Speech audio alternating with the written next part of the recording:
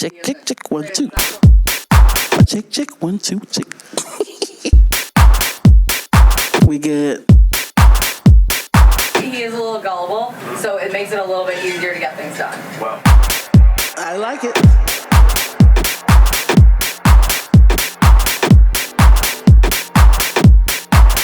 there's no audio, so we can smoke freely. Oh, yeah. There is no video. Not saying that we won't have audio, but the audio is not going to be recorded. Audio is just because we thinking about maybe doing some YouTube. You know, Video. Mike, stop mixing. Yeah, Okay. don't worry. Don't worry about what he said.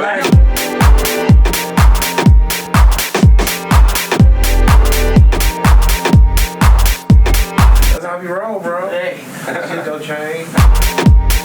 To the money show, then it's like, this shit changes quick. There ain't no money involved, it's love. It's love. Let that money show. Oh shit. We're having This is we having a currency issue. We need to discuss.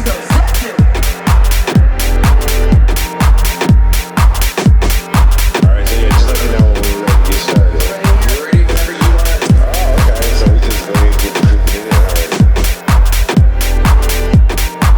there. All right, welcome to Mike Clark and Friends. We're back for another episode, and I would like to introduce a friend of mine, legendary DJ out of Detroit. She's done a lot of good accomplishments, radio DJ, been holding down Man. stuff, just clubs and all the above. I'm nothing short of just straight proud of this woman. Love hanging, love saying.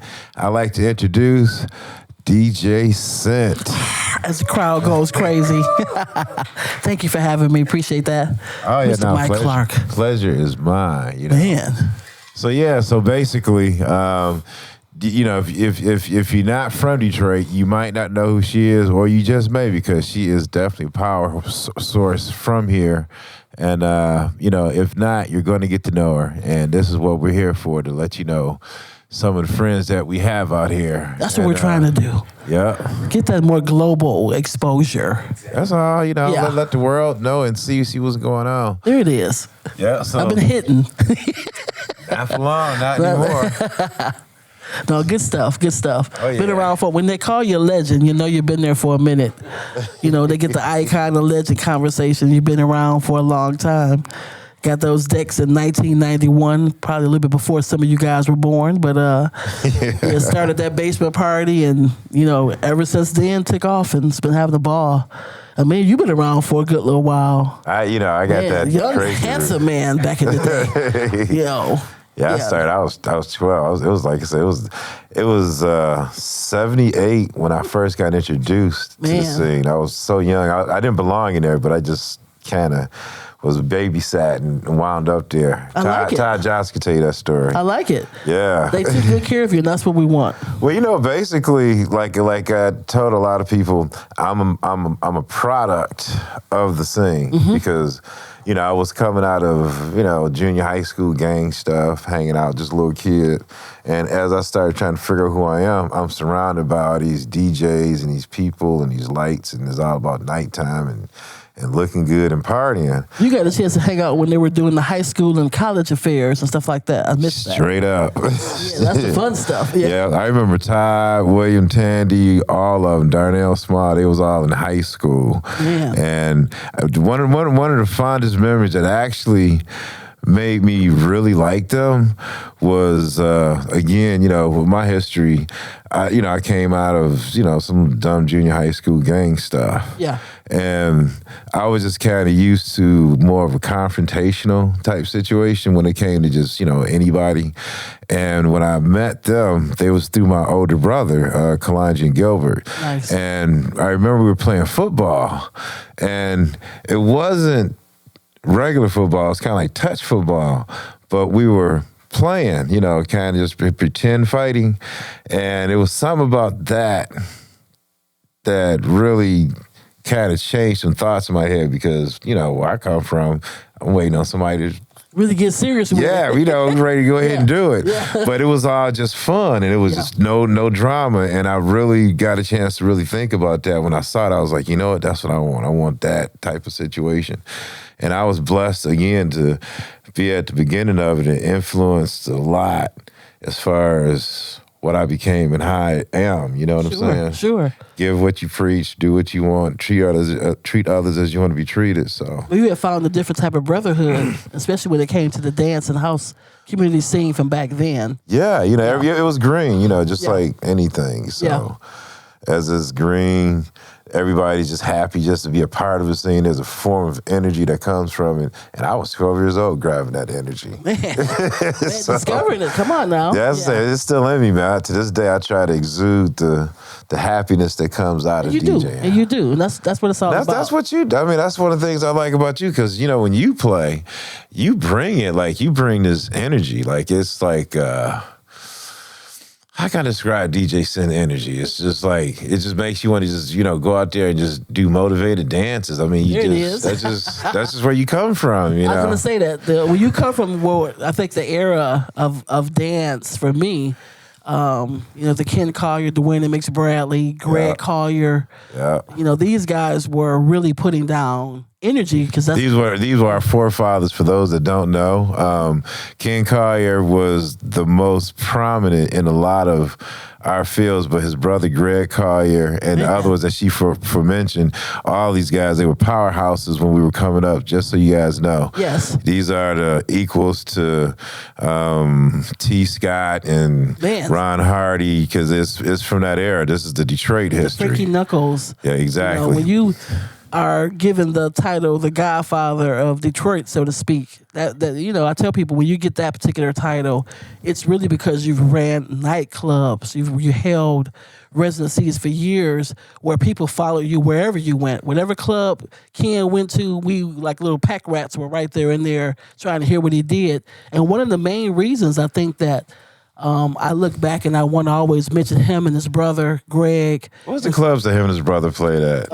Todd's was one of the first ones I ran into, probably both of them. And What year was that? Had to be 80, 81, 82-ish, Yep. 83. Then I'm gonna go with the there was 81, Bingos, where 6 Mile. oh man, that Bingos was like an after hours kind of a crazy space. Well, but back then, you know, one of the things I want us to really get back into today is being record breakers. You know, coming out with new stuff. I want to come out and hear, you know, and it's not something, I love classics. Don't get it wrong. I'm a big classic fan. You'll hear me within my set throw out some classics. But I think what makes musicians and people who are producing music, especially today and for forever, was because they made new music that could be broken, that at some point in time the crowd will learn to love if you play it. And I hear a lot of DJs complain that what's wrong with the people that don't want to dance? They do a lot of hustling. It's really your job. I have gotten used to, and I'm, you know, not bragging on this or do I love it? No. Sometimes your floor is not going to be filled. That's just You experience. look out and you say, man, these people are not really feeling this. Yeah, you can change up a little bit, but I think the main thing is continue to push this new stuff.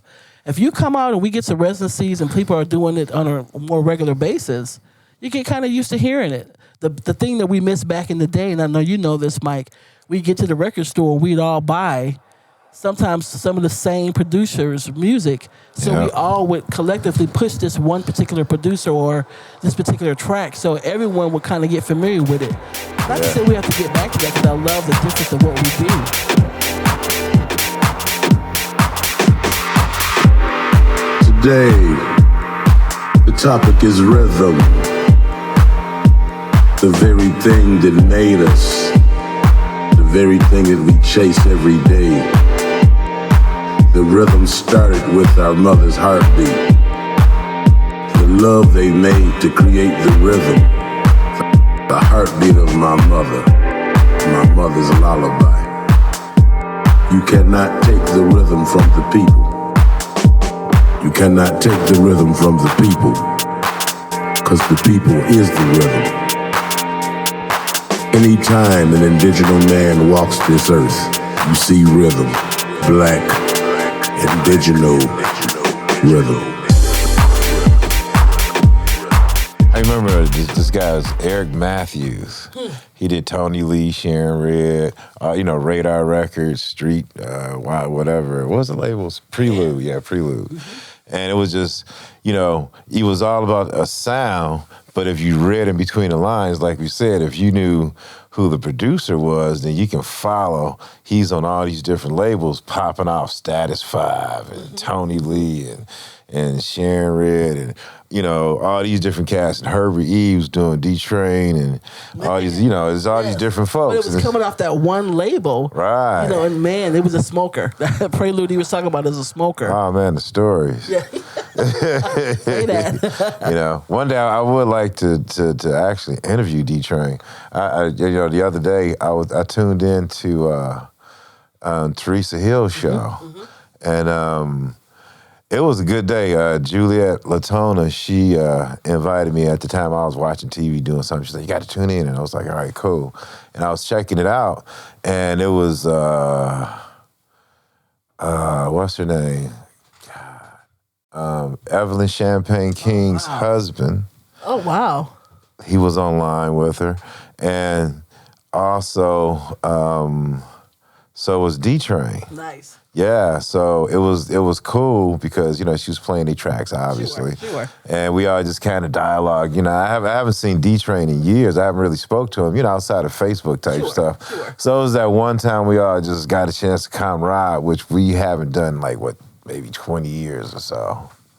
Gotta definitely do more of that. Gathering of the old souls of this music. Yeah, it's beautiful because like you said, bringing production and musicians together because these are the people that inspired me to be, who I am, beyond DJing into music itself. Because this is where you draw from. Yeah. As DJs, we draw from. Well, I think that's the thing that we got to remember where we are today because we're kind of, as you said, when you introduced me as being a legend, we're some of the elders of today. And so we have to be the ones that allow the young generation coming to see how we act towards each other and how we welcome new music and welcome what they're trying to do as well. That makes a big difference. And so we got some great young talent out here. And we've definitely got to mix that mixing bowl a little bit better. Yeah. It's like I've been meeting a lot of people at Spotlight. Yes.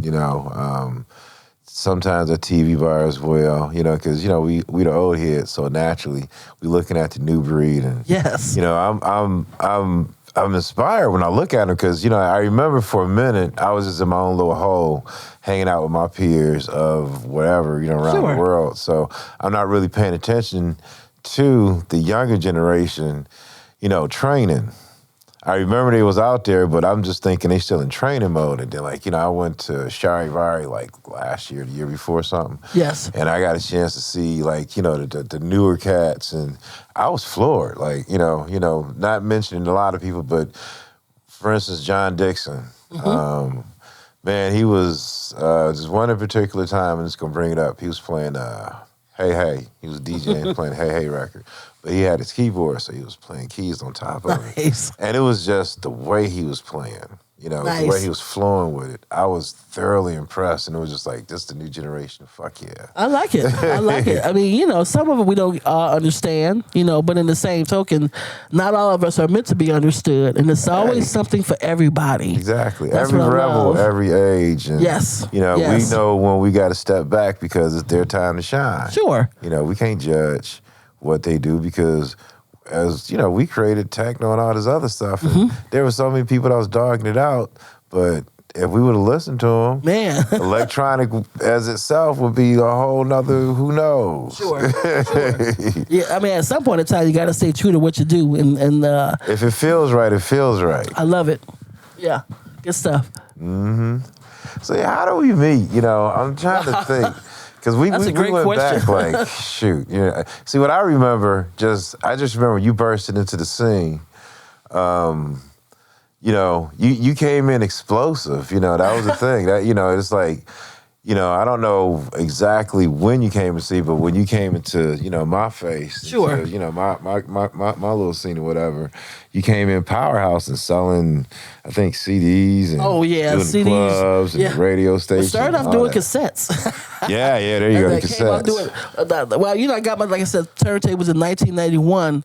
I actually hit the actual clubs, just a few underground clubs in 94. Okay. But what actually catapulted me to a lot of people's faces is they did a Ken Collier Memorial Foundation DJ contest in 1997. Was that with Stacey Helen and them? Stacey Yes. and John and them? Yeah, Yes. okay, I remember that. And that was over at the Sarah Gary Ballroom. Yeah. And I actually won it. I still got that flyer. Surprisingly, and that kind of introduced you to a lot of different people at that point because they're like, "Who is this girl that came in here?" That was like a turning point for That was you. very much so. I mean, I had been underground for about 4 years, and which was actually a blessing because not everybody was excited when I arrived, and so sometimes you get a little backlash. But DJing is very personal. It is. It's it's very competitive, and I understand that. You learn that it's not a personal thing. It's more people just wow. They don't, Yeah, everybody out here, everybody want They want so. and I get it, and so They do like this. man, it could be a little tight at Bottleneck. times. Yeah, but the good thing is I had already created a following to where my supporters was like the beehives. You ain't gonna bother they scent. And they gonna support scent regardless of what you say. Nice. And so that was a beautiful thing to kind of have a backing to stand on. And I never really wanted to come out and actually be behind anybody else. And I Well, was you got your hence- own sound. That's the thing, you know. and I think that's what's valuable that some of these Yeah. newer DJs need to know. You don't necessarily have to do wait till someone call you to get a gig. What I did, I created the Post. There you go. Which was it was considered a late night after hours, and I almost ran for almost 10 years over on Gratiot. But I did that because I thought I had a unique sound and style, and I also thought I had a good business sense to be able to create something that I was hoping that people will want to come and hear. And Man, you made that move. I know that much. You came in, it was like, DJ Sin. grab my cassettes, It was like- there it is. Yeah, and that to me that in itself is a talent because that's a business talent because only a few people I knew was able to that I know came out like that. Ron Cook, I don't know if you remember Ron Cook. I do not. Yeah, back when I was spinning at Cheeks. Wow. I remember Reckless Cheeks, Ron woo, Cook. hot. Oh yeah, Yeah. them old days. Yeah. And Ron Cook came to the gigs and he was giving out flyers, and he was like, "Yo, man, I'm DJ Reckless Ron Cook," and he was passing these flyers out, and then he started giving out CDs, and I just kind of was like, I just remember that's what I remember about him. I was like, dude, this dude got a cool sell tactics because he's just doing him, and then when I finally heard him, I was like, okay. He's a tech. He does. He's a turntablist. So Nice. Yeah, exactly. And I was like, okay, he got skills. He even got into some of the DJ contests that we was having. And Okay. He came and held his own. He's from the East Side, so There he, it is. just came from a different part of Detroit. But he came up in here and did his thing. So respect to Reckless Ron Cook. Reckless, man. Yeah. Some of these DJ names. Yeah, well, yeah, we if it's one thing I can definitely say, when we came up, because, obviously, we came up in the same way. I got like a 10-year jump on you. But it was a time when the turntable technique of DJs itself was forming. Scratching wasn't out yet. Remember, because it was like, wasn't even slipping. First it was slipping, then it was backcuing, then they made backcuing forward, then it became what they call scratching. There it is. A lot of people don't really know that history, but there's very few tapes from the 80s that where you hear people just kind of backcuing shit or slipping words. But like, you remember Kevin Dysart? Yes. Kevin Dysart was good. Kevin Dysart was good for that kind of stuff. He was, I remember parties where he would take When Boys Talk, Oh my God, yes. and he would just make the words have a rhythm like when Yeah, yeah. boys talk. When boys That's the talk, art. People don't know. That's very difficult to do. And he was doing that in the early 80s. It really so, is. Yeah, it really we is. know kudos go because it was not only hard to do, but it was innovative because we talking at a time when people weren't even thinking of that kind of stuff. Sure. I mean, I remember looking at him grabbing pad and pencil like, what the f- is he doing? Yeah, hello. Yeah. So, it's those kind You of think things. about it, Mike. We've come up with, like you said, the slip cueing, the back cueing, Yeah. the blending. The perfect blends. We saw the actual the art of turntablism DJing. of And we were a part of the actual art of DJing forming. Yeah, I think anybody who came up along with the Wizard, Jeff Mills, and like you said, the just their artistry of what they did and the creation of how they made their music sound. Yeah. It was, and that was the thing. It was so creative. It wasn't just one or two tracks playing. It might have been 3 or 4 things happening at one time.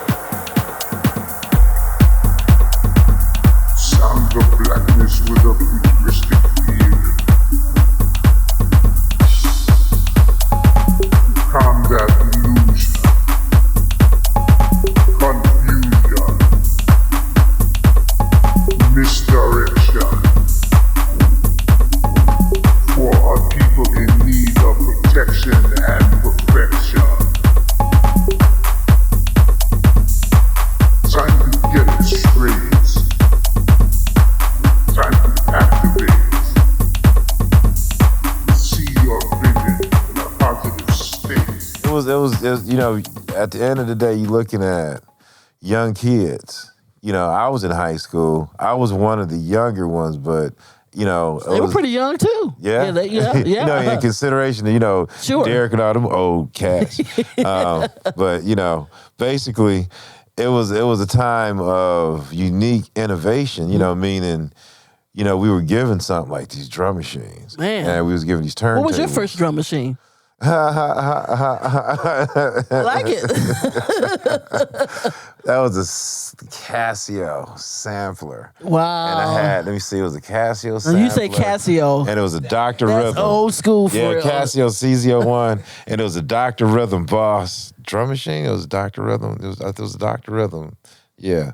Dr. Rhythm was the brother of Roland. Wow. And then eventually I got the 707 to 727.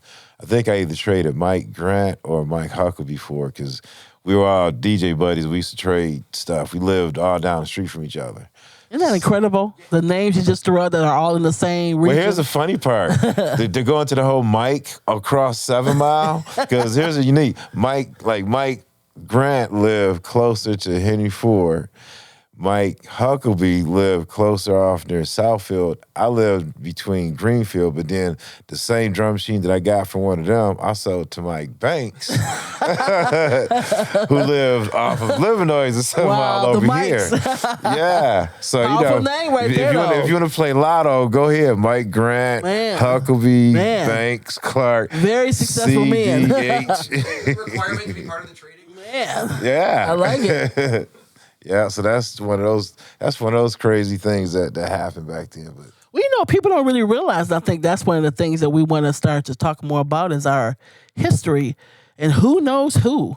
You know, who was all around each other with so many great guys that, you know, they may not be as close today as they were back then, and some don't mention each other when we have interviews of today, and that's okay too. But that's some of the history and these stories that need to be told more and more of who was connected. You know, rest in peace with Mike Huckabee. Mike Huckabee was such an influence due to the fact that he worked at one of the major record stores, which is Record Time. yeah. Man, Well, you know, it's funny. It's like if you knew him up and coming, he was always quiet. I could tell that. Yeah. So it was like, to me, and, you know, this is, you know, because it's personal. This is personal. It has nothing to do with what anyone wants to judge or whatever. It's Sure. just personal. When he started working at the record store, and as he started, you know, developing, you know, his popularity, I was actually proud of him, because to me, it wasn't him just becoming popular, nothing like that. It was him really breaking his, you know, he's Into quiet. his- yeah, you into know, his he was own. breaking out of that shell and becoming who he became. Sure. Which, as you know, we short of Mike Huckabee Day up in this place, you know. So I'm, and here's something that a lot of people don't know. Me and him were twins. Wow. Both our birthdays were the same age, born January 4th. Wow, there so it we've been is. celebrating our birthdays, maybe. But yeah, we've been celebrating our birthdays together for years. Nice. And you know, that's the thing, you know, and like Mike Grant. I was talking to Brandon. Remember yesterday when I think Cowboy was playing or Matt was playing, and they started messing with each other while being on the turntables.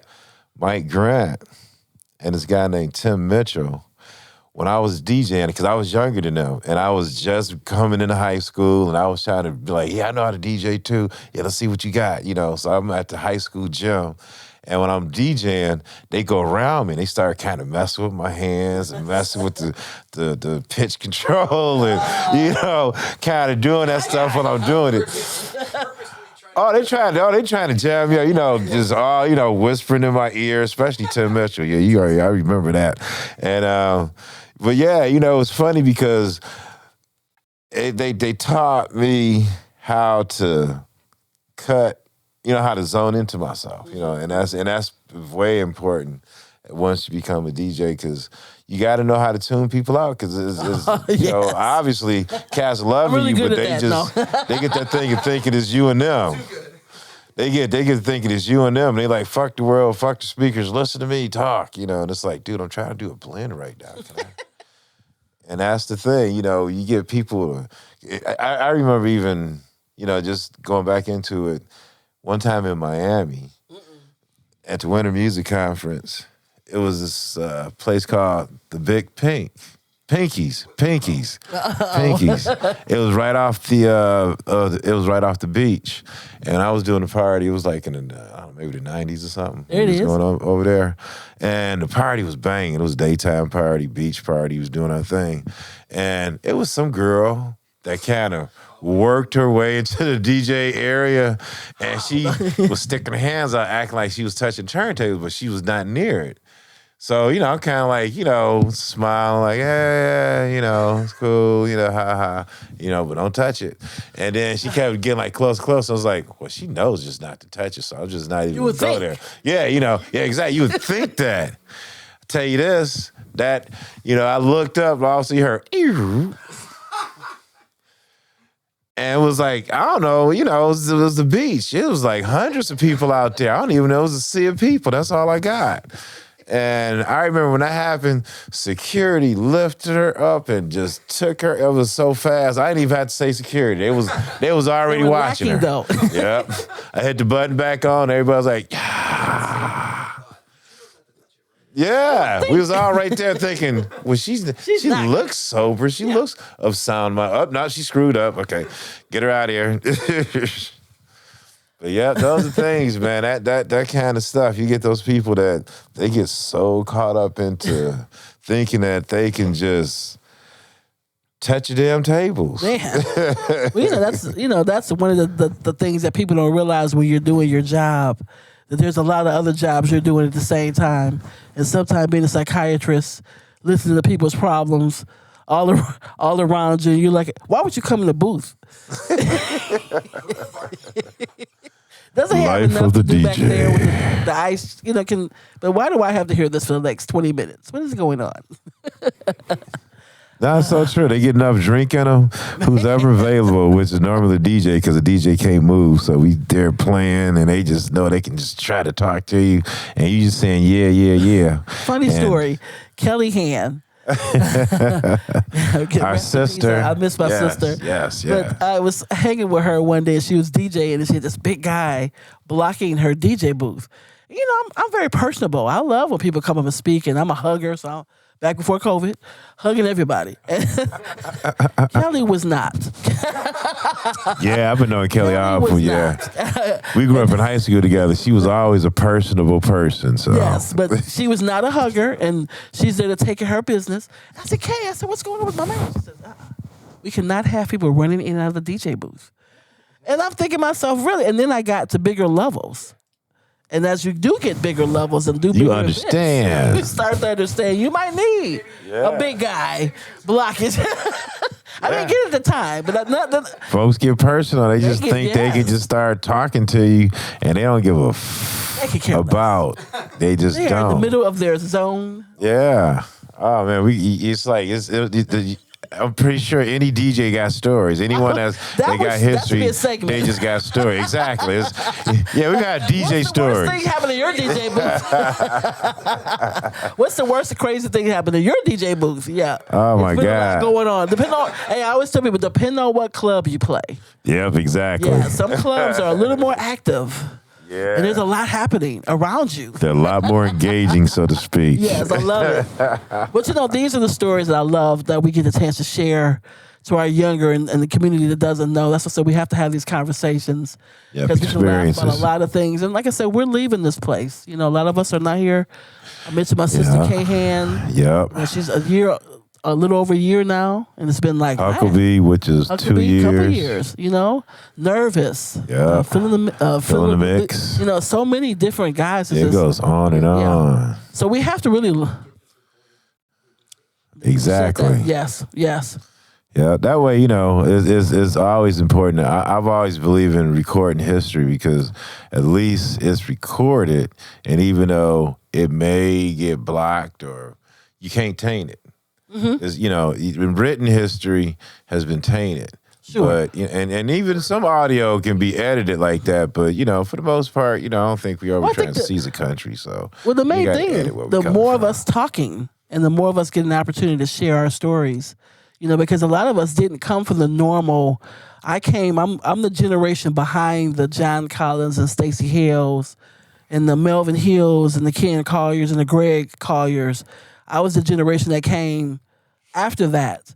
And so watching them propel and do some amazing things, a lot of them went to Billboard. I won't say a lot of them went to Billboard. A lot of them went to radio. And they were Billboard reporters There was a and couple radio. Billboard reporters, Stacey Hill, Serena Tyler, Ken were Billboard reporters. And that was huge because, we did play a big role. I think that's what people are missing too. Billboard reporters was popular. Just going into it again. When I was talking about D-Train, how I got to know D-Train, how I got to know Colonel Abrams, how I got to know half of the old school history was because of Ken Collier and because Ken Collier was a Billboard reporter. Yes. Him being a Billboard reporter.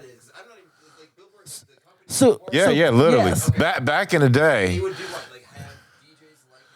if you were a Billboard reporter, you were in charge of you had a lot of power. You normally you control the radio. So what industry. Billboard actually was, it was a listing of different genres, Which they still do. and which they still do. Familiar with that, but that's And- not as far as it goes. But the popularity was they actually had DJs that played in clubs. You had one of the things that you had to be to become a Billboard reporter and retain your residency as a Billboard reporter was have a club gig. And that was how they were able to push different artists because they shipped you the hottest thing to your club, and that's what made you become. You had the to hotter rate them while club. DJing. Yeah, you had. Oh my God! But That's record pool stuff. That's record another pool stuff. That's a whole nother But I segment. think that, like in most industries, it becomes tainted because now it becomes who's got the most money, who can afford to push just Janet and Oh, yeah. Madonna, and then you got certain. What was that record? Oh my God, they had so many. Which was, don't get it twisted because they were hot artists. Yeah, it was And- something about how those people get started. How those people get Yes, started. but it's just one of those situations to where with Billboard, because now I can send you money under the table, and I can also go into some of these high end clubs and pay some of the DJs, and then radio played a huger part Yep. than back in the day that it does today as well. That was Because- in the mid or late '80s when they started doing that stuff. Oh man! Once it started getting more in a corrupt situation, it changed a little bit. But It's one of the reasons why I stopped doing the radio stuff because it was like when we first started doing radio and club stuff. It was I'm gonna call it innocent because I was young. I'm not, I was not old enough to be a part of the elder affairs. But as we started getting more into it, you start seeing a lot of the bad parts kick in, and that was a lot of the stuff that that started affecting the industry. And when you mentioned that, I remember specifically, I think the record's called These Rumors or something like that. That was one of the first records that I remember being in the record pool that they were trying to push extra hard, which, I liked the record, like you said, so I didn't have a problem playing it, but they uncomfortably was pushing it. Sure. Wanted you to push it. I need you to play this 2 or 3 times at your party. No, don't do that. I just play it one time. Yeah, That's we it. did. Oh, yeah. No, I need Oh, you to yeah. play. Yeah. And giving you money. Nah, man, here's a couple hundred. Play it, like 2 on more times. rotation, yeah, and then rotation every And 3 or if you 4. got your own radio show, because another thing a lot of people don't know, WJLB, me and this sister, we share that. I used to do WJLB with Lisa, and I forgot up until what time I stopped. But then when did you start doing the radio? I got to JLB doing guest spots in 2007, and I ended up in 2018 when the COVID started. I ended up leaving. I thought you was earlier than that. Insomnia. I started doing guest spots with Mike Huckabee brought me down, And Okay. then I finally got hired in 2009 as the DJ there. I can't remember when I left. I think I left. It was still Long run. 1900s when I Yeah, left. yeah, long run. I was just shut up. And by the time I got to radio, it was totally different from what I had heard. Yeah, because and what's then- his name? Jesus. Because he used to do security. He was Kim head of- James. Yep, Kim James. He Kim was head of James, security yeah. at Studio 54. Big shout out to That's my how man I Kim met him. James. Yeah, Kim Yep. James, Reggie Big Hero. brother Kim James. Yeah. Yep. And then we had my guy who passed, my man Daniel Mitchell, who came on board around 2010 or 11ish, I think. Okay. It was there until we ended. And but yeah, Because Gary Chandler pretty much came after me. Like after I finished. there's all those guys. Yeah.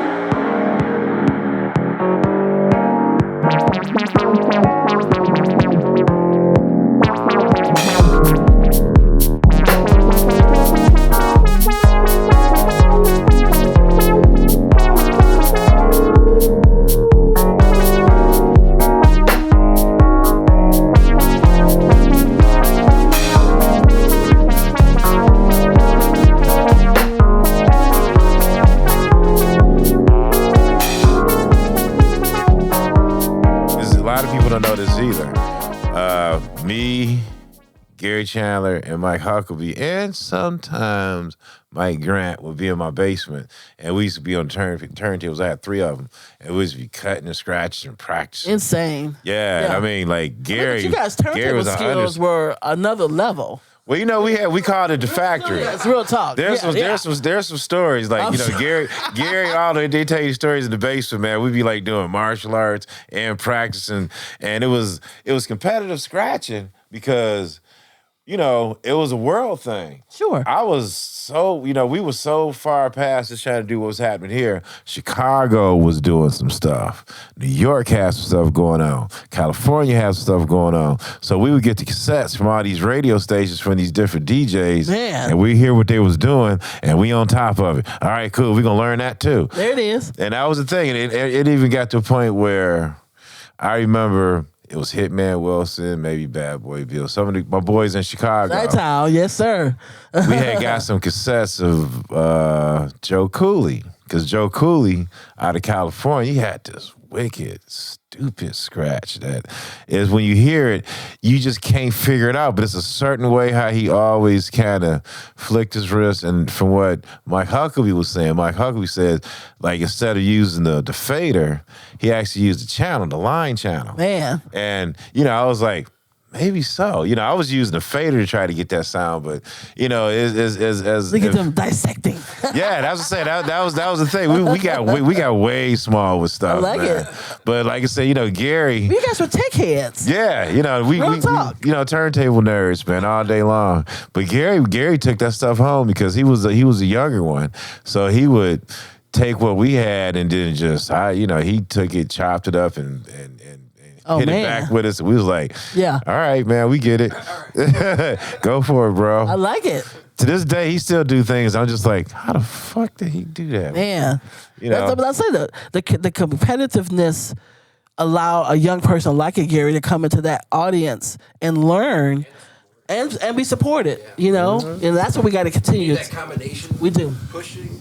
But that was the beauty of it, you know, because like you said, the competitiveness was what kept it alive, because this is an art that, you know, at the end of the day, it's a new art. Sure. It's newly created electronic art, newly created. So you have to look at all the different things that was put into it to give it its stance. You know, it's you know, that type of thing. Yeah.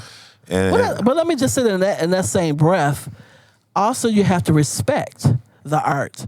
And I think, you know, sometimes we want to, you know, and I'll just make this conversation. I always talk about the booty, preach, sister. ghetto booty tech era, JIT era of Detroit, which I don't know if the JIT went worldwide, but I know it was really heavy here. It did. Okay, I'm just I saying. just recently saw some cats on tour, and they was playing some booty music in Europe. I was like, So, go ahead. In that era, the speed of what booty music and ghetto tech was being played was not indicative to what house music was being played at. Yeah, And Jeff I Mills think- started that one. I'm just putting out there. Okay, You know you did, Jeff. You know you did, Jeff. You pressed 45 and the whole world went crazy. And you know, and I respect that genre and that particular art form, But when you come into the house music room, you know, maybe we need to leave some of that back into the other room. You know, I tell people, and I make this conversation to producers. A producer makes a record at 128 beat per minute. And I mean, I might go a little faster, I might go a little slower with it. But I don't think he intended you to put it at 145 and lose yourself. But hey, as you notice, that became his own art. There was a generation that just, you know, because for me, I'm with you on that. But, you know, that's the thing that separates the generation. Sure it is. Because we would never do that, but at the same time, that generation said, well, watch this. And they made an art of it. There's a whole bunch of records that they just play at 45 speed. Yeah. And they even took JIT. And I learned to respect it. Yeah, because remember JIT. I'm an old head, so sometimes you be like, what are y'all, you know, but then you say, well, you know what, that's not too bad. You know, and I've played with, yeah, A lot of people don't know about it. slow jitting, which is the original JIT. Who would have known? Yeah. Was there such a thing? Exactly, because the JIT that people go to, when people, I literally was at a JIT, it wasn't a kind, it was a JIT something I was DJing for. And people came in from out the country, like from France, to meet these jitters and to get JIT lessons. And I was like, wow. And on one level, I was grateful that a Detroit art was being said, but at the same time, like, that's not the real one. Hold up. That's what you used to. Yeah, you know, because yeah. we was on that slow tempo. You know, that's where we come from. And luckily, my brother Kalanji was there. He was a dancer. Oh, nice. I was like, dude, hold up. Let me play Parliament Funkadelic, tear the roof off the sucker, and you show him the real JIT. Oh. And he went under his little corner and started doing his JIT, and sure enough, I was like, this is how we do it in the 70s. And that right there opened up that door because, you know, you got your, 90s JIT? Yes. And then Totally you got, different type of JIT. Yeah, you did before that. And to me... Well, I tell people, anybody, if you're born after 84, 85, yeah, you know... That's when the speed diameter started changing. The evolution of music started kind of getting a little different. By the time you got to about 15, 16, which was about 2000, yeah, it was a whole nother thing. world. It was a whole nother thing happening by that time. I learned to adapt to a lot of stuff, You man. had to stay where you were doing, you know, probably 40 plus years in this business. That's the name of the game. You go through this, you know, you go through this whole resetting of yourself, you know, and that's, you know, like for instance, you know, I think like the people, you know, the studio that I'm with now, Cherry Lawn Studios, Deeper Waters, Danielle and Brandon. I got so much respect for them. I can't tell you because it was almost as if these cats, they dragged me out of where I was coming from and put me back into the modern world, you know. And I'm always thankful for them because that's the thing that we go through. You know, you try to figure out, you know, what you know, what does that apply to what's going on right now? Sure. You know? What's the relevance of it? Yeah, you ain't trying to be part of like some old group that, you know, people have like, you know, they got you next to the Drifters or some shit. So, you know, you're not trying to get caught up. Yeah, exactly. You know, old school series. Yeah, I was like, Eli, Mike Clark, old peepers. Yes, that kind of stuff. So you know, you just try to, you know, the thing is, you know your place. There's no way you can go as new, but you still want to be a part of the modern. So it's a lot of stuff you got to go through. And like for me, as a producer, I had to go through those changes because, you know, DJing, it's just new records. Sure. You know, new records. So it's not too much harder to go into new crowds. It's just sometimes a slight attitude adjustment, but at the end of the day, the records keep you going. Yeah. But, you know, as a producer, you know, you got to know the sounds, you got to know the attitude. And that's the harder part because when you know, 20, 30 years drawn away from that generation to try to draw from what is it that they're using that you know, that's the part that you draw from. Sure, you know? sure. And one thing that I am glad about nowadays is the new crowd, they went back to the basics. Yes. You know. Well, they're hungry to know where things came because there's like I said, there's a void of information. Oh yeah. And then there's a void of footage. You know, we didn't. If they can see where we at right now, they can look at the studio that Deeper Waters got. It take them right back to the 80s. You know, it's just straight up knobs and yeah. Yeah, that's like when she went in my basement, she saw that. Like, hey, what do we got here? What is this? Yeah. Yeah. Yeah, you know, she saw like a 3,000 doing nothing. It was like, oh hell What's no. going on? Yeah. Yeah, so like it. now, now we got a new useful old school analog studio, the new modern studio going There it on. is. Yeah, so you know, thanks to them, we got that going on.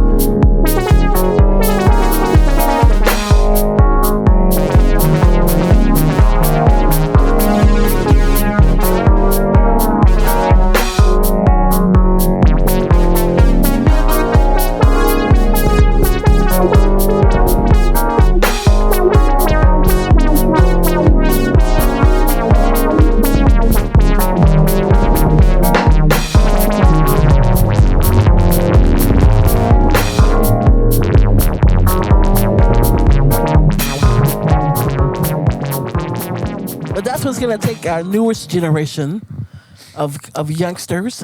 Those people we saw yesterday. Man. Yeah. The new 20-year-olds, they're gonna look to see what your generation's doing, and your generation's gonna dictate where they start. You know, every now and then they'll hire us. And, one thing about this situation, everyone's watching everybody. Don't Yeah. ever think no one's paying you much attention. They are. Yeah. You know, Once you're on and- Front Street, Oh man. you got watchers. Yeah. Yeah. Your name on the may flyer, never come and say on anything to TV you. bar or spotlight or something. Your They name will is stalk you from afar. A You little have fearful. people calling you, Yeah. asking crazy things. Yeah, that kind of stuff. People sneaking in your house, you know. The least we can get though. Oh my God, the stories. Oh, Man, the stories we have of the party life. I like it. Save for another edition. Oh, the stories we can tell, I'll tell you. Oh my God, Yeah. nightlife.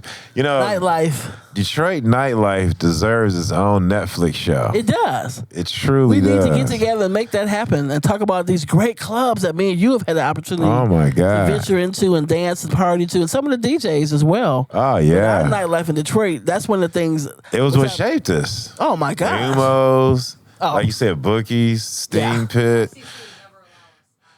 Oh yeah. Why not? They'll cut it right off. They cut it right off. Yeah. Too much realness. Sorry. Yeah. But big shout out to the clubs that's existing today. TV, Yes. Spotlight, Yeah. Marble Bar, Yeah. so many others. Magic Motor City's City doing things, Motor Wine. City Wine. You Yeah. know, so the many newer other. ones. Yeah, Soul What's of that one we Ice. talked about? That colorful spot yesterday? Not Big Pink's where we went, but what's that other one? The colorful walls. Shout out to the Big Pink. Yeah, Deluxe Flux. Yeah, the alleyway. I like it. Have you been there yet? I have not. It's like, you know what? I'll be honest. Let's say, like, this is my perception. If you was on acid and you walked up in that place, you would lose your shit. be like, "It's because the it's best." like it's crazy. It's multicolors everywhere. Like, I like it. When I first walked up in there, it took me back to my childhood. I remember I was at some house that was blue and red. Just everything was blue and red, just red outline and blue, and it was all bright.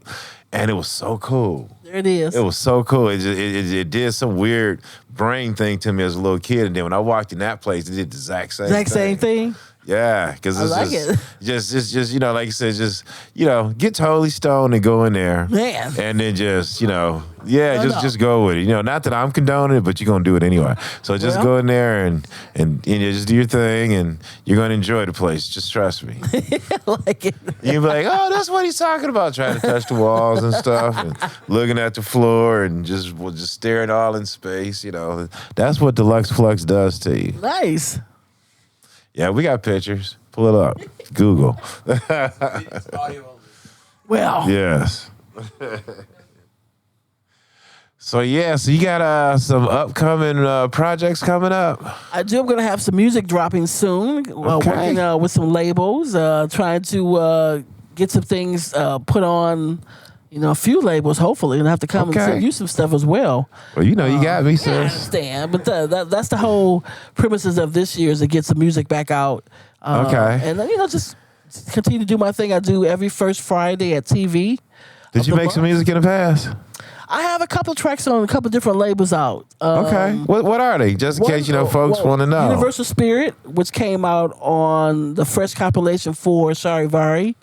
And I have a track called There Is Some House, which is on Suri Records. That's about it. I'm trying to think if Was it out on vinyl or MP3 or? They came out on digital. Yeah, well, Okay. the MP3, the cassette, you get a cassette.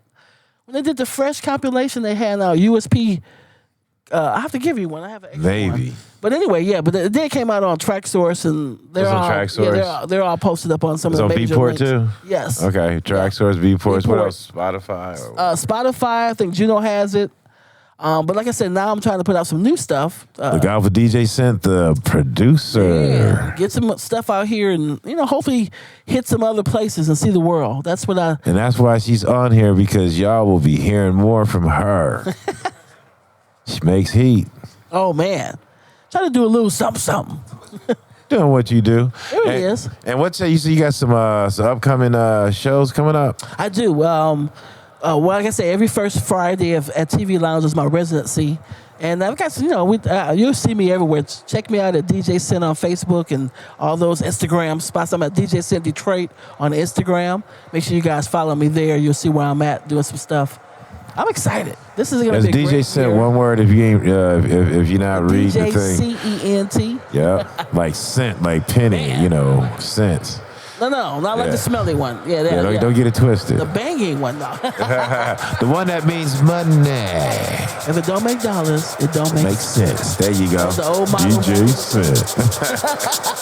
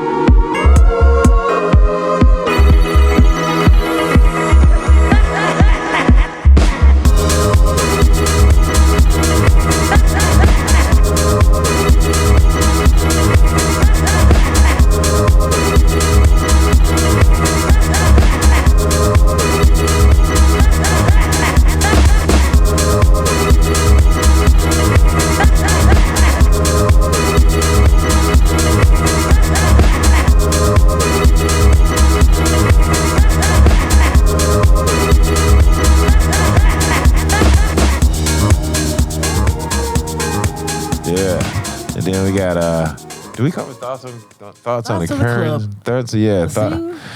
thoughts like on the it. scene. Where it's going. It's Because you got residencies right now, so you got a lot going on in that direction. So yeah, what do you think of today's scene? You know what? It's progressing. Thank God, like I said, for the club, the nightlife being back to being where it's more dance friendly. We went through an era where a lot of clubs were more into the hip hop feel. Not knocking any of that, but I'm so glad to see dance kind of making its way and that house sound and just the whole dance happy feel coming back more and more, not just on the weekends, but you might can catch a house set somewhere on a Thursday or on a Tuesday. And you know, me and you grew up when you could hear house 7 days a week, and all the clubs were Radio the stations. club popping, the radio was popping. We could walk down the street here to the backyard. I hope that we can get radio back. You know, me and Kim James have had some conversations about trying to get some stuff back to That would be a major blessing. radio. But you know, when you get iHeart and Clear Channel, They destroy it. They are here to destroy it. And also, you know, they don't look at it as being a big money thing, so that makes a big difference as well. That's why they But destroy this what is we what's do. going to help change is to see these clubs starting to be packed, and the predominant music that's being played, if it's not in just one room, is house music and dance. You know, So like that's what always a Todd plus. Johnson said. I read it. I think it's the thing he's passing around. Detroit has been one of the true supporters of house since its inception, and is not bad an eye. You know, we did not lose a generation. We still got stronger generations of new people coming in, and you know, taking the reins and running with it. And I love it. You know, Well, what I the mean? door has been reopened. I think you know there was pressure. I think it's because I know there was an era that between 2000 and 2010 when hip hop came into the scene, and you really didn't have a choice. You either were going to be a hip hop DJ or you're going to go underground. Yeah. And unless you're going to create your own parties, you were going to be playing what the promoters wanted you to play. And I think that's what changed the record breaking and all of that, where DJs they were the kings and queens of what the dance floor was being led by. And then the promoters became the more popular situation. They told the DJs and dictated the music. And so I'm so Yeah, that glad whole to thing now see, changed. yeah, I'm so glad now to see that DJs are starting to take the reign again. And To so me, that's always just been important because Sure. it goes back to what you said earlier at the very beginning, breaking in new music. You know, it to me, and it's just coming from a DJ standpoint, so please no one take offense to this when I say this, but I just always found it odd that you would come to a club and we're supposed to play new music for you to take home and buy, but then all of a sudden it goes from that to we have to play music that you know that you can sing. Yes. And if we don't do that, we're wrong. You know, Yes. that whole thing just blew me away when that era kicked in. You know, no names involved. but Yeah. it's just a thing that had happened, and And that needs to be talked more about. I think Yeah. because people seem to not realize how huge. I seem to be sometimes the only person that talks about that era. That yeah. that change made a big difference of what your DJs do today. it does. And we're trying now to get the DJs back to being the popularity ones, to where they can do what they want to do, and you come in. You don't have to dictate to them, but you come in with a much more open mind to hear what they're playing and really get into their own vibe. If it ain't your vibe, leave the room. Yeah, it's pretty much It's a lot going on. So if it ain't them, a DJ Those are creates their like DJ. personality through their music, and it's just all about being able to get your personality, through. Because back in the day, and this is what I remember, and maybe because I'm tainted from being way back from then, it's like you didn't even have to Seasoned. look at the DJ. You could just listen to music. Oh, man. And you can know who's spinning. oh my gosh, yes. You walk yes. past, oh yeah, such and such. You know? Yes, yeah. Because everyone seemed to have, at that particular point, had their sort of trademark sound. Yep. And not everyone wanted to fit into each other's sound. So you could go into a room, and then one of the things, too, that we want to make clear, it wasn't like it was 5 or 6 DJs on a table. You might have had 1 or 2 on those tickets at that time, but those 2 DJs, They played all night. man, will play maybe 8 4 hours hours. set between the 2 of them. Yep. But they had enough that they could take you to. I always tell people the way I came up from a 9 o'clock to 2 parties. Yep. It was sort of you build your way up, and then by 12 you were sort of on a peak thing. And It was we on a don't- journey. We don't really have that as often now. A lot of DJs Now will these say, 2-hour sets and hour sets. but you know what? Yeah. Guess what? You can fit a journey in 1 hour, but I don't want to be. You gotta go straight to the flatlined for that point. full, You gotta know. go straight to the I mean, point. get there, let's go. But folks, you that's got your starter track. that's why when you listen when they listen to people like me and Scent, when we do that hour set, we can make a heavy impact because we're used to doing those 4 to 8 hour sets, and then you give us an hour, we're gonna take that and condense it because that's just what we know. We know the the warm-ups, the peaks, the cool-downs, the walkouts, the different times that you play. Yeah. So basically, when you put that into an hour, you're supposed to rock. So you just go straight to knock rock where, you go straight only to got it. an hour. Can I? About to do it, you go, yes. Yeah, do your damage and come on out Oh, of I got this other one. Yeah, I got this one too. Check it out. And that's the thing, man. Yeah. And I think, it's cool because I know I've seen DJs coming to sets and they'll bring the energy down because that's where they want to start. Yeah. I don't care what y'all doing. Hear me roar. I just look and say, okay, dude, handle your business. Just hit your record. I am not going to start mine with a segue. You do like Star Wars or some kind of something. I've You had got that Barry happen. White talking, and then you go straight to some because I don't want stuff. you taking no picture thinking that's Scent doing that. Exactly. Everybody just can't. Hey, just so you know, hey, on record, you see my hands is all in the air. It ain't me. It's so true. Yeah. Hey, I get it. It's, do your thing. As long as you bring them back to the floor. Don't look at me.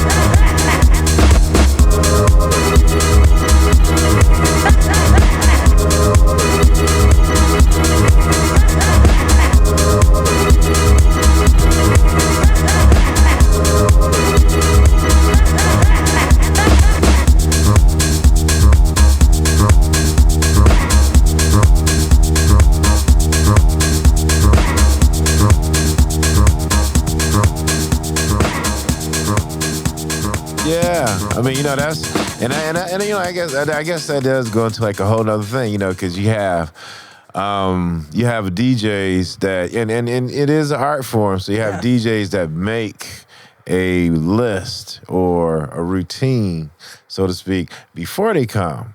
And even though they don't know what the crowd is going to be like, or, they might not even have an atmosphere thought of nothing, they just go by what they go by. So they go up in there, and no matter what you're doing, and it's 12 o'clock, they might have put their thing together at 4 o'clock, so they got this whole 4 o'clock frame of mind set going, and then you can tell the peak just breaks energy-wise because you're playing your heartfelt 4 p.m. set at 12. There it is.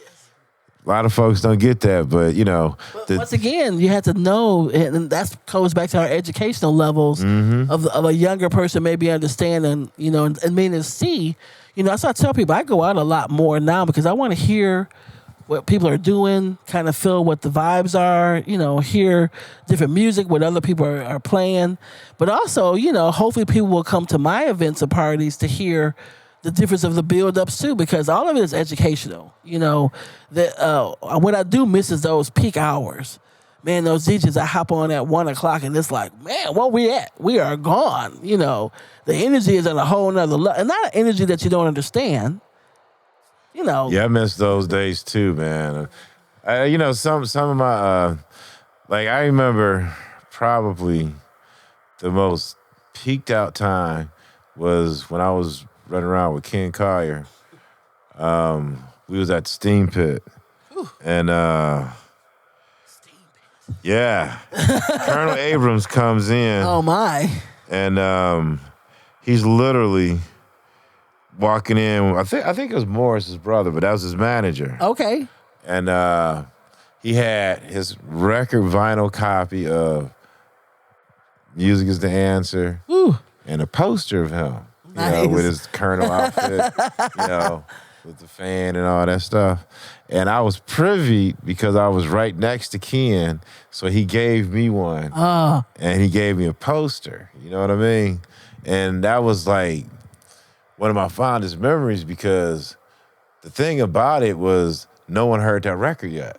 Man. Yeah. That no one knew that record existed until he walked up in there and gave him this copy with the poster. And he dropped it, and it was just it was a game changer. It was music as answer. Kurt Abrams. Need I say more? No. When if you know what I'm saying, you know what we saying. Yeah. Yeah. But the epic of that story, me being in heavens, watching you guys coming with your white labels, I saw different DJs lined up on the side of the wall, waiting for Ken to like summon them up. That's how it was. You came. He was to that conductor. Yeah, you came into the prominent clubs back in the day to make sure the hottest DJs got your tracks. And you're hoping that he would play that night. Sometimes he'd drop them, sometimes he wouldn't. But the next week, your stuff was going to get played if he liked it. And he did so much for so many different people, allowing you guys to really become global. If you really think about it, like this is something that, I thought about it in my latter years because a lot of us was in high school. Me, Al, Esther, Derek, a lot of us, we were in high school.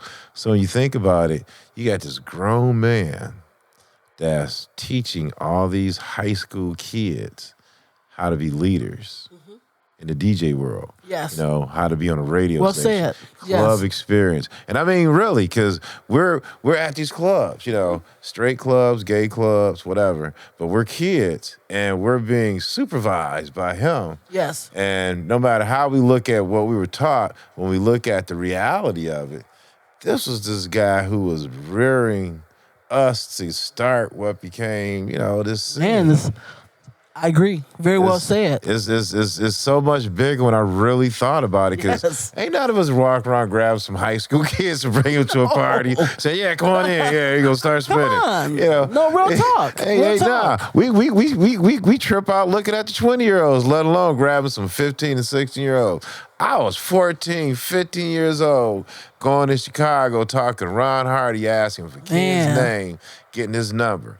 I'm like 16, 17 years old, going to New York, meeting D-Train and Pamela, Todd, and all these other people mentioning Ken's name, getting their numbers, setting up three-ways. It was that kind of stuff and those kind of experience. And again, I was in high school. We think about that. Real talk. And that's why I was like, when you really think of the significance of who this man is, he's a legend. He has so many accolades that go with him. But at the end of the day, to be that person, and also, again, he didn't abuse anyone. He didn't take advantage of no one. He ain't got no sexual history of molesting no one. Just being about as real as it gets. Yes, I like that. That is who this person is. This person, sometimes my mother would talk to him on Sundays about gospel music. You know what I'm saying? And I'm like 15, 16 years old. When I was trying to understand, the gender thing, because I was 16, 15, and, understanding gay, straight. I knew what it was, but I didn't know what it was. Sure. Without mentioning somebody's name, somebody hit on me. And it really affected me, especially by the way. But you know what? You have to go through it. You do. You gotta go through it. You gotta go through it. And Ken helped me out with that because, him being a person who can explain that helped me to understand, don't look at it as a certain way because that has nothing to do with this. That's just a personal preference, blah, blah, blah, blah, blah. And that's just whatever. Huge. It ain't got exactly. That's I'm a huge. little kid learning this, and it helped me out, which is why, a lot of the things that, people go through now, it's like, I've been there, done that. But it's at the end of the day, it's a cultural thing, and this is who Ken was. He taught us so much as little kids. Yes. I think that's important. I think it's very few interviews that I know of that people will bring that level of information out that you just did. Because we're not judging anybody. I tell people that those that don't mention Ken and the stories that they can tell about him, you have your own personal problems with what he was. Who cares? Whatever you did when we were 16, 15, 20, or whatever, that's just your history. But this man really did so much into the communities to bring out so many great gentlemen that I followed that he touched. You know, and he, like you said, not only just educational wise, but helping out with music, helping out getting people music, helping out getting people equipment, allowing them to come and play on his equipment. You know, so many different things that the Collier brothers, not just him, Greg Collier was instrumental as well, doing his thing, that they really did. And Jeff Mills, all these guys coming together, you guys were huge. So I love that we can still today see and hear from you and hear your stories. Thank you. You know, and you still doing your thing. You know, that's big. It's a blessing. I mean, that's what I'm sir. saying. When I made that choice as a kid to actually become a DJ, and, you know, we do different things. A lot of us, we have other careers, and, Sure. You know, I do other things, but at the end of the day, I realized that where I shine at who I am, what I am, is this person who makes music, who takes music and interprets it to the public, and the world takes it in the best form. There it is. So I just understand that, and it's a God gift, and because of that, I honor it, and that's what I do, you know. So I just try to honor it the best way I can, you know. And again, when it comes to people who help season it, shape it up, you know, like Ken, you drop down respect to these people, Man. you know. The Hucklebees. Yeah, the elders, Man, you know, yes. ones who help. Yeah. There's so many people, you know. One day I'm gonna have a talk show about those who help, because it's a lot of people who a lot of people don't know. Yeah, behind the Ooh. scenes. Oh, yeah. my God. Especially the guys at like some of the record stores, Record Time. Big shout out to them. Oh, yeah. My right, my man Cliff. Yeah, You know, these Them guys- professionals, Cliff and Tony. Come on now. You know, these different record stores really cultivated the culture of, and you know, you figure you put in your, Me personally, shout out to Future Funk Records. That Come on was now. 7 Mile between Greenfield and Southfield. That was in my area, so that There was it the is. store. That was my go-to. And once I went to high school, then it was Professionals, and then at some point, Byright opened up, and Byright, when it first opened up, it was a mom and pop store. Wow. It was on the opposite side of 7 Mile, off near Outer Drive, and it was Cliff with his girlfriend Tony, or wife Wow. Tony. There it can't is. remember. Yeah. And that was a thing. And it was just like that area was surrounded by all the DJs that influenced him into becoming a dance that particular store. specific. Nice. And then it got to a popularity point to where he ended up opening up a bigger joint, which is the one that everybody knows now. And, you know, a lot of people don't know that story. Some people Yeah. care, some people don't.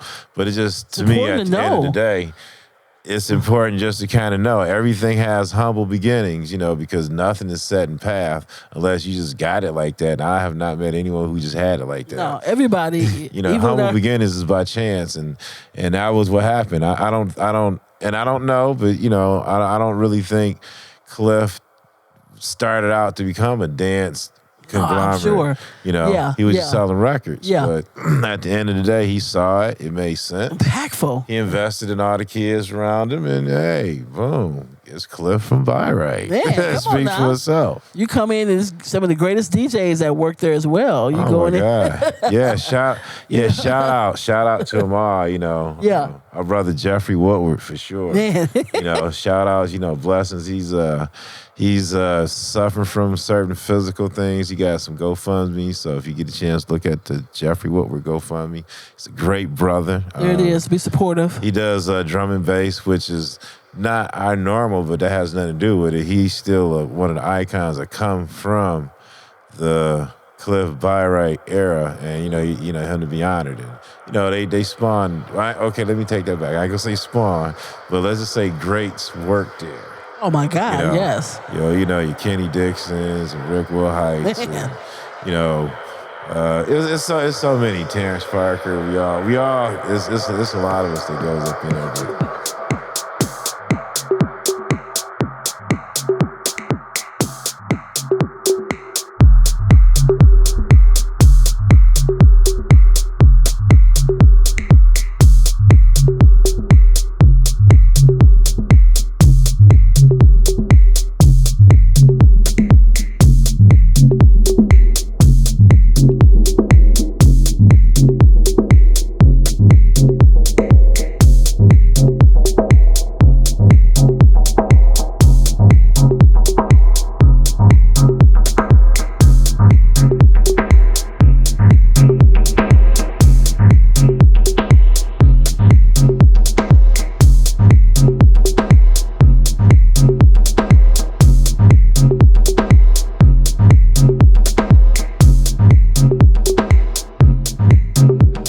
imagine going to a record store and all these guys just piled up in here. You know, you got a couple turntables and just aisles of records, and there's just different conversations happening with all these different producers. Yeah. Every now and then I get lucky and walk in and be like, wow. And no one knew who I was. That was the crazy part. I remember the story of Mike Huckabee. I would go to Record Time, and then I'd be in my own little cocoon corner in the imports, digging, you know, and Mike would be walking past like, what are you doing? What? He said, well, every time you come here, you're always buying stuff, but I'll never see you playing nowhere. He had no idea who I was. And so Kim came in one day, Kim James, and I was a Kim James fan. Before Kim James knew who I was, he had this WJLB Kim James jacket on. I said, there's Kim. Sunglasses. Yeah, Mr. Kim, big guy. So, you know, they go in the back and get Big these Kim. guys crates. You know, when you were a special, when the records came in, if you weren't a special, you didn't get certain tracks. You would get them 3 or 4, maybe a month or 2 later. That's how that worked. maybe not at all. But I'm seeing them going in the back. I said, Huck, what's going on with the special crate? He said, yeah, that's Kim. I'm like, so I go to Kim, because who am I? I said, how you doing? He said, how you doing? I said, good. I said, I need that track you got in your crate. He looked at me. He said, Excuse me? I said, you got 2 of them. He said, yeah. There it is. He's like, yeah, but I need these 2. I said, no, you don't. I said, you are not even going to play that. You're not even going to do it justice. You know, he gave me that track because he said he had never had a person have the balls. Did you know who I am? I see your name. It says Kim James. And ever since There was an then, era where everybody just bought 2. Some people didn't really use 2. Oh, my God. You just had to buy 2 of each because that's what it was. I used the hell out They of were it. hogging the records. Sometimes I had 3 of each. So if I didn't get a copy, it was because you had 2 that you wasn't playing. Yeah. Well, now for me, I was working them. You see, I had like 3 turntables working all 3, just mess with them, you know. Oh, Yeah. man. So now I gave you the credit because you did. You know, there was one point I remember I had 3 turntables, a foot sampler, and a Casio keyboard. Come on now. You couldn't talk to me, but I'm doing all that. You got a lot going on. Yeah, I'm just doing all kind of. You know, my ADHD was at its fullest potential. Could not stop me. I was just there. I was peaked out. Man, I love it. We need video footage of that. Oh my God! I swear to God, that's the stuff we need to be recording when you were doing stuff like that. I know that. You know, it's shame that was the '80s. You know, there Much footage missing. There is WJLB Motor City Mix footage out there. Really? I actually have a videotape of me at the pre-finals. Nice. And that was better than the finals because the finals was jacked up, but that's a whole nother story. Okay. But the pre-finals had a little bit of rawness to it. And I do have that. You know, that was some fun. It was me, Stacey Hill, Nice. Elton Weathers, Felton Howard. Weathers. Woo. Yeah, it's They said Elton Weathers was a beast. Oh, yes, he was. Yes, he was. I've always heard the name and didn't meet the Weathers, man. yeah, he was a great guy. He was a great guy. And these were the people that I looked up to that I got a chance to play with. And you know, they were all my elders, and that was, you know, a lot rubbed off on me because I was able to grab so much from my elders. Oh, sure. And it gave me the incentive to take that and go beyond because, you know, when you get knowledge from your elders, you not just get knowledge, but you're gaining a form of history, a form of knowledge that you can draw from while you're learning it, you know, Sure. because there's so much that's from within it. You don't know it, but you learn it as you go in there. And those are things I drew from them. And that was probably the greatest gift because by the time we was able to spit it back out, that's when we started making our own music. Okay, there it is. You know, it's like, I get it now. Yes. If we got a drum machine, yeah, watch this, you know. Boom. And remember the radio shows, we used to have drum machine intros. And Oh, man. yeah, we had sampler drum machine intros. That was our thing. Like, those some good tracks that had to happen back then. But it's a shame, like you said, that there's no video footage because it wasn't like that back then. But the innovativeness, it was so much going on that to be able to But that's what's important now. We talk about it. Yeah. We can't necessarily show you what we went through and actually, you know, but these conversations and some of the stories that you could tell, man, we could just build some of these rooms for you that you could get in there and close your eyes. Was amazing. Oh my God. Yeah, Heavens was probably one of the most. It was like the most popular. It was the most popular spot outside of Leumos because you had that history, and you know, going back to what we were saying about the whole gay straight thing, Ken was able to tap into. Because he was gay, which he had his gay market, but he was able to tap into the straight market.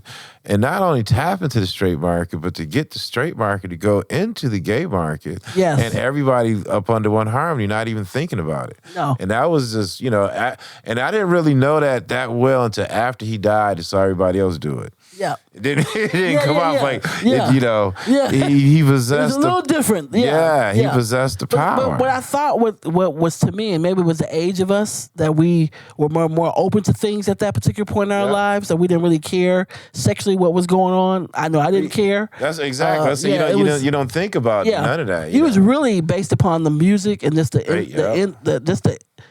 energy in that particular space was so unique. And I think when he created at Luumos and some of the other places they was at, because he would let us play there, and that's the thing. Not many.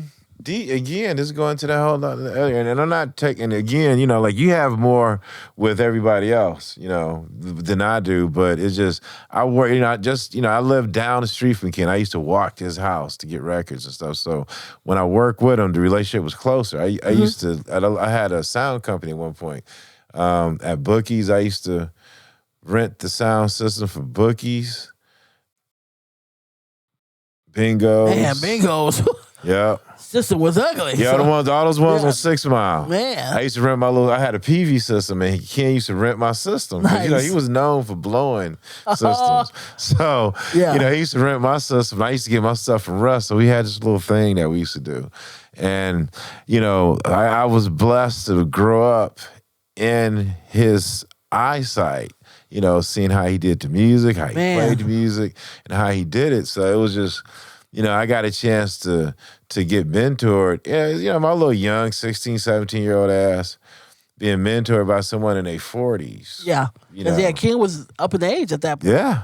And he like I said, he did not mind. And I didn't think about it as a kid because we students. But again, I can't see myself bringing some little high school kid. In the middle. Would be a different thing now. People might question the situation like, "What did you?" Yeah. But one of the things I think that people didn't realize too, especially with you guys in the area you guys come from, well, you guys were really technicians. Because not only did you have to be able to play good, you had to actually be able to EQ a room. That's one of the things that we're missing today in the art form of. When you get on a box, how do you make that box sound? Yeah, you listen to the room. And sometimes I tell DJs, one of the things I learned years ago, and I'm not even sure who taught me this, but come off of your DJ booth and go into the room while you're playing to see what you sound like. And then come on back up. Because you just never know. It might be a little distorted. It might not be loud enough. Yeah. It could be a lot of different things. So we have to kind of get back to that nature of when you guys came, you came on mega systems. These systems today are not quite what we get back then. You had mega systems. It's the big analog, concert systems. And now we have digital systems. So it's a different type of sound and feel. Back then it was more heavier, fuzzier, I missed the heavier, power, fuzzier. The power that came. The fuzzier was the good stuff. The thing that I loved about Ken, if you remember, like how Leumos was set up, he would have it where the bass bottoms were coming out of the below your legs, and the mids he had them up against the wall, so you would hear the mids coming at face ear level, but then the highs was coming above from you. the ceiling. Yeah, he had so when he would that. EQ, you would have this 3D, surround sound effect. Pretty much. Yeah. And them high horns was crispy. You can't get that note. Oh my God. You heard that. Boom, boom. Everything's Go, separated. Ken, get it. Boom, boom, boom, boom. And Ken would go in there and turn that baby up. I know Serena my God. Tyler always tells a story about when they brought Ken to Splash, and Splash was sort of a lit up, sort of upscale, kind of collected bar, you know, and they had never had a person like Ken come in there, you know, with all their glass, you know, and champagne glasses and beautiful shelves flowing.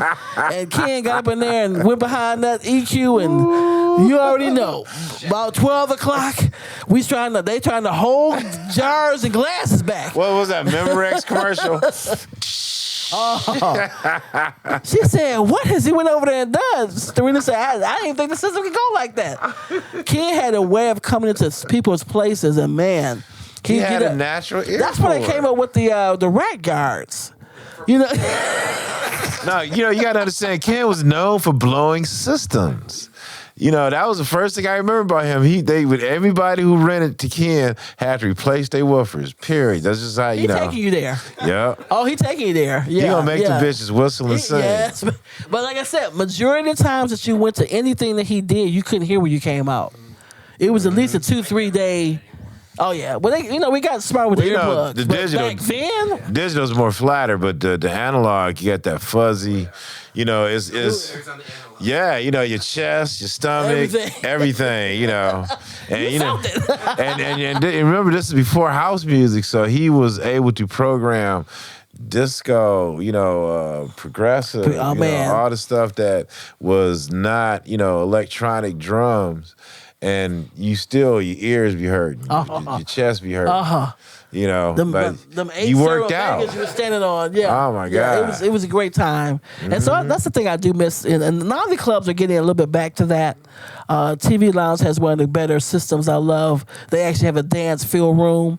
I love spotlighting what they're trying to do. They bring you the kind of multi-club of what Tots kind of gave you back in the day, sort of the three-dimensional. You got your club, your record store, your kind of hangout space.